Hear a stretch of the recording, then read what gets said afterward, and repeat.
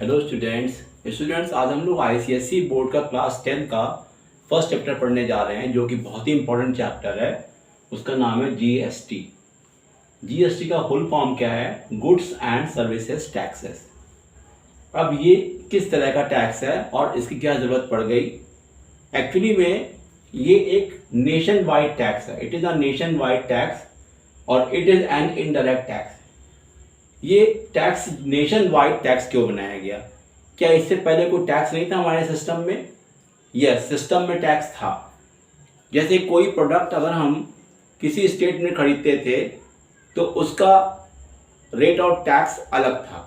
जैसे एग्जांपल के लिए अगर हम यूपी में रहते हैं और कोई हम टेलीविज़न खरीदते हैं तो उसका रेट ऑफ टैक्स यूपी में अलग था, और वही जगह वही टेलीविज़न, उसी ब्रांड का टेलीविज़न अगर हम एमपी में खरीदते हैं तो उसका रेट ऑफ टैक्स अलग था।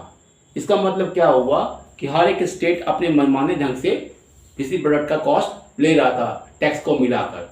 तो इससे क्या होता था कि कस्टमर को कोई भी चीज़ खरीदने में काफ़ी परेशानियां होती थी क्योंकि टैक्स में कोई यूनिफॉर्मिटी नहीं थी। तो गवर्नमेंट ने क्या किया, उन सारे टैक्सेस को हटाकर एक कॉमन यूनिफॉर्म टैक्स लेके गवर्नमेंट आई जिसका नाम था जीएसटी। और ये पूरे नेशन में यूनिफॉर्म है, यानी कोई भी प्रोडक्ट इलेक्ट्रॉनिक आइटम हो या कॉस्मेटिक आइटम हो उस पर एक रेट ऑफ टैक्स गवर्नमेंट ने डिसाइड कर दिया है। वो आप पूरे इंडिया में कहीं भी आप जाते हैं और उसे आप खरीदते हैं तो आपको वही रेट ऑफ टैक्स देना पड़ेगा। इससे ये क्या हो रहा है, एक तो टैक्स की चोरी बच रही है और उससे गवर्नमेंट को भी एक बेनिफिट मिल रहा है हर साल, और गवर्नमेंट को एक प्रॉपर तरीके से कह सकते हैं आप अर्निंग भी हो रही है। सही मायने में कस्टमर को भी बेनिफिट इससे बहुत ज़्यादा है क्योंकि उसे कोई भी प्रोडक्ट का अलग अलग पेमेंट नहीं करना पड़ता, क्योंकि जो भी एमआरपी होता है उस पर लगने वाला टैक्स जो होगा वो कस्टमर को सेम देना पड़ता है, वो चाहे किसी भी स्टेट में रहता हो। ओके स्टूडेंट, ये तो हुआ हमारा जीएसटी। हम लोग इसके आगे देखते हैं कि जीएसटी से पहले कौन कौन से टैक्स थे जो सेंट्रल गवर्नमेंट और स्टेट गवर्नमेंट हम पे लगाती थी। Let us discuss. अब हम लोग देखते हैं बच्चों कि जीएसटी आने से पहले सेंट्रल गवर्नमेंट और स्टेट गवर्नमेंट ये सारे टैक्स लगाती थी। देखिए, central government excise duty, custom duty, service tax, ये सारे टैक्स तो इनडायरेक्ट थे, यानी कि हमको पता नहीं होता था लेकिन वो लग जाते थे। State government entry tax, VAT, entertainment tax, ये मैंने कुछ एग्जांपल दिए। इसके अलावा और भी टैक्सेस हैं जो कि सेंट्रल गवर्नमेंट और स्टेट गवर्नमेंट लगाती थी, जिससे कोई भी प्रोडक्ट उसकी कॉस्ट कितनी बढ़ती थी इसका पता लगाना बड़ा मुश्किल था, क्योंकि टैक्सेस के नाम पे बहुत सारी चीज़ें हम लोग को फेस करनी पड़ती थी। कस्टमर को बहुत सारी प्रॉब्लम्स आती थी और हमें जानकारी इसकी होती नहीं थी, जिसकी वजह से हमें वो चीज़ बहुत महंगी लगती थी। कोई यूनिफॉर्मिटी नहीं थी क्योंकि हर एक स्टेट का अपना टैक्सेस होते हैं। अब आता यहाँ पर कि इन सब टैक्सेस को हटाकर गवर्नमेंट ने क्या कर दिया, वन नेशन वन टैक्स का कॉन्सेप्ट लेके आई। यानी जीएसटी जो हमारा लगाया गया वो है, उसमें uniformity through out the nation, पूरे इंडिया में इस टैक्स को माना गया और हर एक स्टेट को ये टैक्स लागू करना चाहिए और करना पड़ेगा, क्योंकि इसमें क्या है, यूनिफॉर्मिटी है, इससे कोई टैक्स की चोरी नहीं होती है। अब आता है कि ये जीएसटी जो है वो कितनी तरह का होता है। तो जैसे देखिए, मान लिया कि कोई प्रोडक्ट आप किसी स्टेट के अंदर ही आप उसको सेल कर रहे हैं। जैसे मान लिया किसी स्टेट में हम बात करते हैं यूपी की, अगर यूपी के अंदर ही हम बात करते हैं कि लखनऊ से हम कानपुर में कोई चीज़ सेल कर रहे हैं, तो उसको हम लोग क्या बोलते हैं, उसको बोलते हैं हम लोग इंट्रा सेल्स। और दूसरे हाथ में हम ये कह सकते हैं कि अगर कोई भी प्रोडक्ट हम विद इन स्टेट के बाहर की तरफ जाते हैं, जैसे कि हम यूपी से एमपी में जाते हैं, यानी हम प्रोडक्ट को सेल आउट कर रहे हैं कहाँ पर, स्टेट से बाहर, तो उसका नाम रखा गया है इंटर सेल्स। तो इस प्रकार से दो तरह के हम लोग को पढ़ने हैं, इंट्रा एंड इंटर। दोनों में चीज़ें होती हैं टैक्स के लगने की, जो कह सकते हो कि जो उसके फॉर्मूले हैं या टैक्स लगने की जो रेट है वो डिफरेंट है। तो हम लोग डिस्कस करते हैं one by one. Okay students, GST में लगने वाले सेल्स टैक्स को हम दो पार्ट में पढ़ते हैं। फर्स्ट होता है इंट्रा सेल्स टैक्स और सेकंड होता है इंटर सेल्स टैक्स। तो इंटर का मतलब होता है sales of goods within the state, यानी हम किसी स्टेट के अंदर ही डिफरेंट प्लेसेस पे कोई चीज़ सेल आउट करते हैं, उस सिचुएशन को बोलते हैं इंट्रा सेल्स टैक्स। इसमें क्या करना होता है, दो तरह के टैक्सेस लगते हैं, एक होता है CGST और एक होता है SGST। सी से सेंट्रल है, central goods and services taxes, state goods and services taxes. तो ये दो तरह का टैक्स कैसे निकाला जाता है, क्वेश्चन में जो GST दिया रहेगा उसका आपको हाफ करना होगा और उस आधे GST से, मान लो GST 12% दिया है किसी क्वेश्चन में, तो आपको 6% CGST और 6% SGST निकालना होगा। तो यानी कि 6% जो CGST का अमाउंट आएगा it goes to central government और 6% जो SGST का अमाउंट आएगा it goes to state government. Second आता है इंटर सेल्स टैक्स। इसमें क्या लिखा है, sales of goods outside the state और इम्पोर्ट और एक्सपोर्ट इनटू इंडिया और आउट ऑफ द इंडिया। यानी एक तो कंडीशन ये होगी कि आप स्टेट के बाहर आपको सेल आउट करना है, दूसरा ये है कोई हम प्रोडक्ट अगर हम बाहर की कंट्री से अगर इंडिया में मंगाते हैं, यानी कि हम इंपोर्ट कर रहे हैं या इंडिया से कोई प्रोडक्ट बाहर भेजते हैं या एक्सपोर्ट कर रहे हैं, उस सिचुएशन में भी यही कंसेप्ट लगता है इंटर सेल्स। तो इसमें क्या बोलते हैं हम लोग, IGST, integrated goods and services taxes. इसमें GST का जो रेट दिया रहेगा वो एज इट इज रहेगा, उसको हमें हाफ नहीं करना है और इसका पूरा इंटायर अमाउंट जो आएगा GST का, ये it will go to the central government. इसमें स्टेट गवर्नमेंट का कोई मतलब नहीं है। तो इसमें स्टेट गवर्नमेंट सेंट्रल गवर्नमेंट दोनों को जाएगा आधा आधा हिस्सा, इसमें केवल जाएगा सेंट्रल गवर्नमेंट को। Please notice this is very important. और GST सेशन समझने के लिए पूरे वीडियो को लास्ट तक देखिएगा और अपने व्यूज और लाइक दीजिएगा और सब्सक्राइब करिएगा चैनल को, जिससे कि आपको नए नए वीडियो मिलते रहें। Okay, let us discuss new thing in this.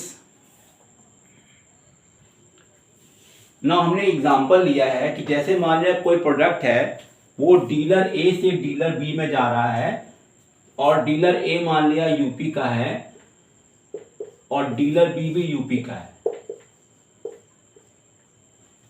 यानी स्टेट सेम है और डीलर A डीलर B को कोई प्रोडक्ट सेल कर रहा है जिसका MRP कितना है, ₹3000 और GST क्वेश्चन में दिया है 12%।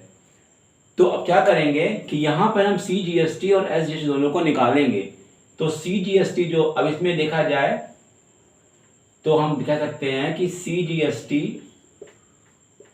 ये हो जाएगा 6% ऑफ 3000 और SGST भी हो जाएगा 6% ऑफ 3000। तो अगर हम इसको निकालें तो ये आता है ₹180 और ये भी कितना आएगा, ₹180। देख कैसे निकाला, देख लीजिए आप लोग। यहाँ पर 6/100 इंटू 3000 करेंगे, ये कट जाएगा तो आएगा ₹180। इस तरह से देखा हम लोगों ने कि CGST और SGST जो है दोनों इक्वल आते हैं, they are equal in value. और तो ₹180 जो होगा वो CGST जो होगा वो it will go to the central government and ₹180 will go to the state government by the dealer A। Dealer A जो है इतने इतने रुपीस दोनों गवर्नमेंट को पे करेगा। ओके, कभी कभी ऐसा होता है कि जब कोई प्रोडक्ट कई लोगों को जाता है, जैसे कि मान लिया कि सपोज A ने B को सेल किया, B ने C को सेल किया, C ने D को सेल किया और all are living in the same state, इसको हम चेन कहते हैं। तो सिचुएशन में करना क्या होता है, उसमें हमें बहुत ही केयरफुली सॉल्व करना होगा और हमें पूरी चेन क्रिएट करनी होगी और चेन में जितनी भी इंफॉर्मेशन दी हुई है MRP की और GST की, या कोई प्रॉफिट वगैरह हो रहा है या कोई डिस्काउंट वगैरह हो रहा है, सब हमको मेंशन करना होगा उस चेन में और उसको फिर हम स्टेप बाय स्टेप निकालते हैं किस पर्सन ने कितना GST गवर्नमेंट को दिया। Okay, let us see the example. Let us see this example. एक क्वेश्चन मैंने लिया है, कोई प्रोडक्ट है वो ₹3000 का, A जो है वो B को सेल कर रहा है। B ने क्या किया, उसका दाम एक्सटेंड कर दिया, दाम उसका इंक्रीज कर दिया और वो MRP उसके लिए 3500 हो गई। उसने B ने C को इतने पे सेल किया। अब सी ने क्या किया, उसका फिर से दाम इंक्रीज कर दिया और सी ने डी को सेल किया ₹4,000, यानी हर एक स्टेप पे 500 रुपये बढ़ा दे रहे हैं।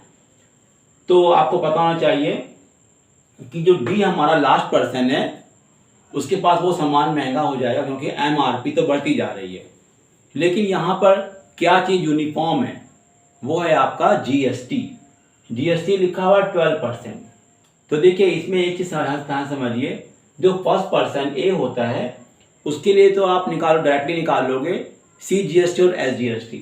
इस पर आप निकाल लोगे 6% CGST और इस पर 6% SGST निकाल लोगे, वो हमारा ए का हो जाएगा। लेकिन बी और सी दो ऐसे पर्सन हैं जो कि कहलाते हैं मिडिल पर्सन, यानी कि बी के आगे और बी के पीछे 2 पर्सन हैं। ऐसे सी के भी आगे और सी के पीछे भी 2 पर्सन हैं। तो जो पूरी चेन में मिडिल में होते हैं जो पर्सन, उनके लिए हम निकालते हैं इनपुट और आउटपुट टैक्स निकालते हैं। फिर उनका हम डिफरेंस जो होता है वो हमारा CGST और SGST कहलाता है। तो हम क्या करेंगे, बी के लिए आउटपुट और इनपुट दोनों टैक्स निकाल के डिफरेंस निकालेंगे, क्योंकि बी जो है वो सी से टैक्स ले रहा है, इसको बोलेंगे आउटपुट टैक्स, और बी जो है वो ए को पे कर रहा है, उसको बोलेंगे इनपुट टैक्स। तो जो दोनों का डिफरेंस आएगा वो कहलाएगा बी के लिए CGST और SGST। वैसे सी के लिए भी, सी क्या कर रहा है, टैक्स इससे ले रहा है, टैक्स चार्ज कर रहा है, तो बोलेंगे आउटपुट टैक्स, और सी जो है बी को पे कर रहा है टैक्स, तो कहलाएगा इनपुट। तो क्या करेंगे, डिफरेंस निकालेंगे, तो सी का हो जाएगा CGST SGST। इस तरह से याद रखना है कि ए का डायरेक्टली निकल सकता है, लेकिन बी और सी के लिए हमको लगाना पड़ेगा फॉर्मूला। देखिए कैसे निकालते, देखिए let us C for a के निकाले हैं हम लोग यहाँ पर, तो ए के लिए CGST ये हो जाएगा 6% ऑफ 3000, जो कि आएगा 6/100 इंटू 3000, यह आएगा 180। SGST निकालने की जरूरत नहीं है, वो भी कितना बच्चों में आता है, ₹180। यानी कि ए जो पर्सन है उसके लिए CGST आ गया, SGST आ गया, और ये दोनों के दोनों अमाउंट जो हैं डायरेक्टली कहाँ चले जाएंगे, गवर्नमेंट के पास। इतना आ जाएगा सेंट्रल गवर्नमेंट में चला जाएगा, ये जाएगा स्टेट गवर्नमेंट के पास बाई ए। लेकिन अब हम बात करते हैं बी और सी की। तो देखिए बच्चों, अगर हम बात करते हैं फॉर बी की, तो बी में क्या होता है, बी में निकालेंगे जब हम CGST, तो ये हो जाएगा आपका output tax minus input tax.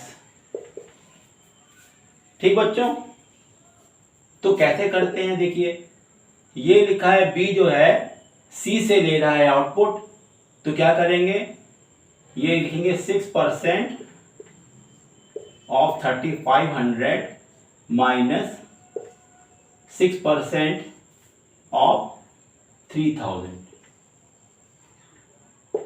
तो ये हो जाएगा 6/100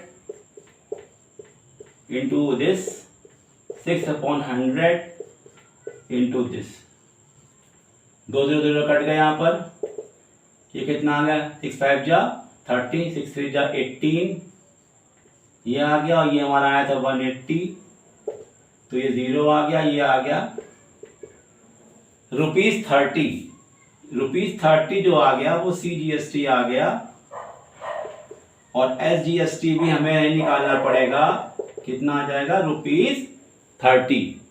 इसी तरीके से जब हम सी का निकालेंगे, बिल्कुल सी के लिए भी ऐसे निकालेंगे, output tax minus input tax.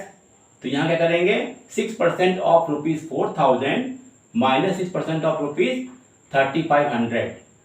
तो ऐसे करके हमारा जो CGST आएगा वो हमारा सी का आ जाएगा। तो याद रखिए कि इस तरीके से हम 1 by 1 हर एक पर्सन का निकालते हैं। लेकिन डी के लिए हम लोग CGST नहीं निकालते हैं। डी के लिए जो क्या होता है, डी जो भी पर्सन इसके ऊपर हैं चेन में, वो जो टैक्स देते हैं वो सारे के सारे टैक्स आपको डी को देना ही पड़ता है। इसलिए डी के लिए वो जो आर्टिकल होता है वो बहुत कॉस्टली हो जाता है, क्योंकि सारे के सारे टैक्स डी को देने पड़ते हैं, because D is the last person, okay, he has to bear all the taxes. तो इस तरीके से हम लोग ने आज जीएसटी का एक इंट्रोडक्शन किया है। I hope you have understood. और हम नेक्स्ट टर्न पे इसके फॉर्मूले पढ़ेंगे, क्वेश्चंस करेंगे इसके, और इंट्रा स्टेट के बाद जो है इंटर स्टेट होता है। इंटर स्टेट में भी आप देखेंगे कि उसमें ज़्यादा कॉन्सेप्ट नहीं है, उसमें केवल क्या होता है, स्टेट चेंज होती है और जीएसटी आधा नहीं होता है, केवल जीएसटी जो दिया है उसी रेट ऑफ इंटरेस्ट से आप निकाल देते हो, और मेथड आपका बिल्कुल यही है, उसमें कोई चेंज नहीं होगा। अगर यहाँ पे ए बी सी डी है तो ए बी सी डी सब के सब क्या होंगे, डिफरेंट स्टेट के होंगे। ठीक है बच्चों, तो we will discuss in next video. Please give your views. Okay, all the best.